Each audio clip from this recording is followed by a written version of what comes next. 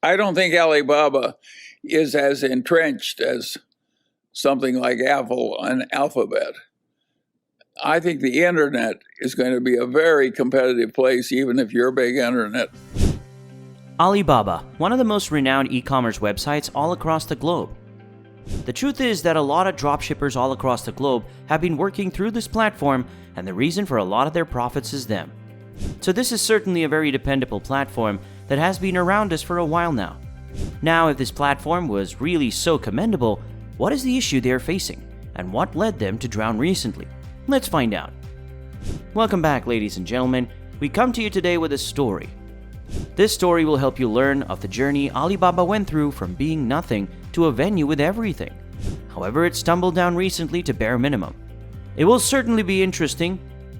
And we also have one last request. Would you like to hit that like button and subscribe to the channel? Well, also let us know your thoughts on it. Now let's get started.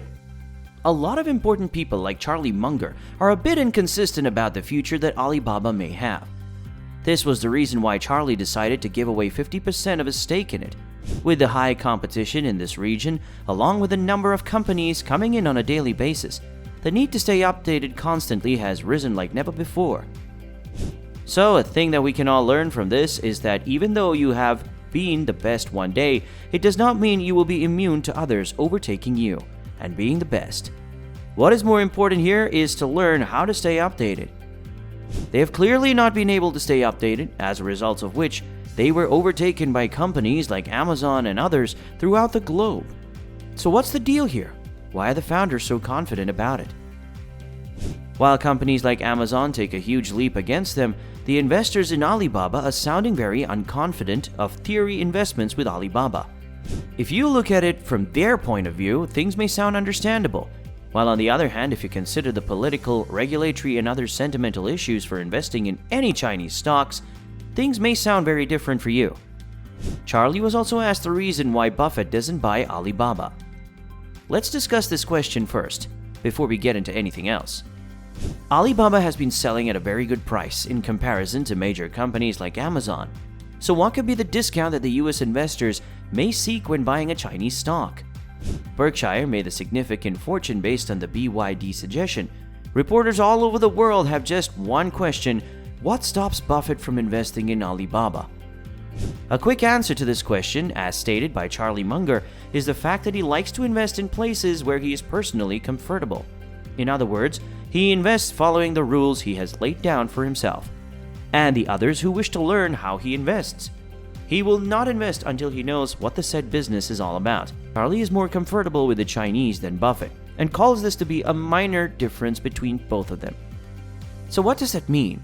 Before we get to this, let's get on the same track and disclose a few of the facts. Number 1. Alibaba is a louser business in comparison to the other businesses. This is a fact that can be seen through the numbers, and that's all.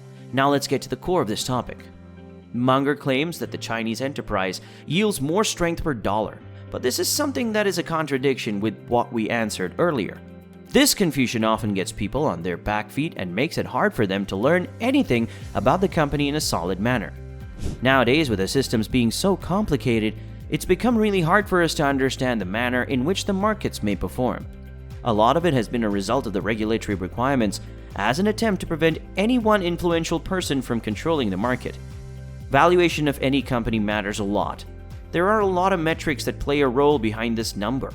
If a company decides on taking a few more ventures upon its head and the potential for it to rise sees an incline on charts, the valuation of the said company also increases in proportion to the kind of rise that has been projected. This means that you can look at a business from two major perspectives, either qualitative or quantitative. The hunt for a great company at a great price is what plays all of the investors. Taking risks is a part of the whole process, and making a good return out of it is only a matter of risk and time once you learn how to make the right choices. After we make the purchases, chances are that we start thinking, as a result of normal human psychology, that whatever we have in our portfolio are the best of what we can get in the said price range. This is where you need to beware of yourself and your thought process. Sometimes they just are not accurate enough for you to keep progressing. Let's get a bit of numbers now. If you look at it closely, you'll see that the prices dropped from $310 all the way to $73. Now this is something that's a huge worry for the people who are involved in this stock. As prices went down big time, a lot of investors decided to get off board. COVID lockdown was one of the worst times for the company. They suffered a lot, not only in terms of the share prices, but also in terms of the restrictions imposed to make sales and deliveries. This was not the end of their problems.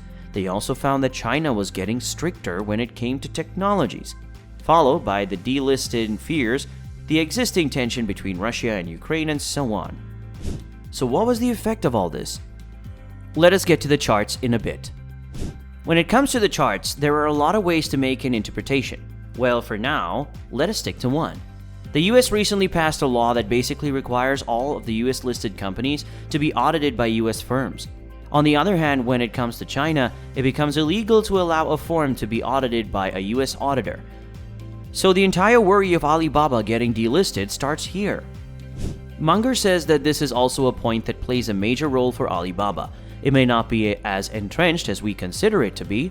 What he is concerned about is the efficacy of each dollar he invested in the company. As we approach the 2000s, we notice that the tech companies have started taking over all of the other companies which were in the bomb of the 90s. This was normal, and Berkshire also made some changes to accommodate such changes and to bring in the potential that others have. To be fair to the market, we think that it must be fair from our side to consider this as a very good venue for the investors. The tech companies, while on the other hand, there may also be more companies that could replace them pretty soon. If you're looking for an example, you could consider the metaverse companies or EVs for that matter of concern.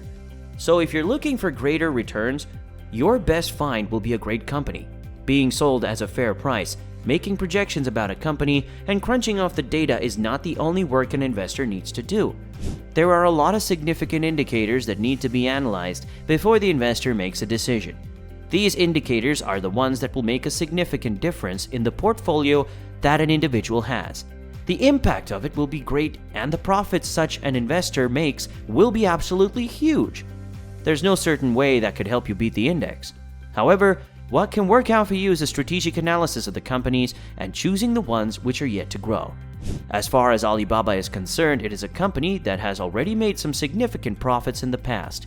With the major competitors coming in, their work now has almost been taken over by other companies. Now, if we were to value Alibaba, this is something that can be done through the price to sale analysis, which can then be followed up by a discounted cash flow. Getting into the intricacies of this may get a bit too much for us to cover in this video, so let's keep it basic for now. And with that, we've come to the end of this video. Make sure to hit the like button and subscribe to the channel and never miss out on any important updates. We'll meet you once again on the same channel. Make sure you leave a comment with your videos inscribed. And also, let us know what you think will be the fate of Alibaba. Will this company continue to be a good e-commerce platform, or is it the end of a very good company?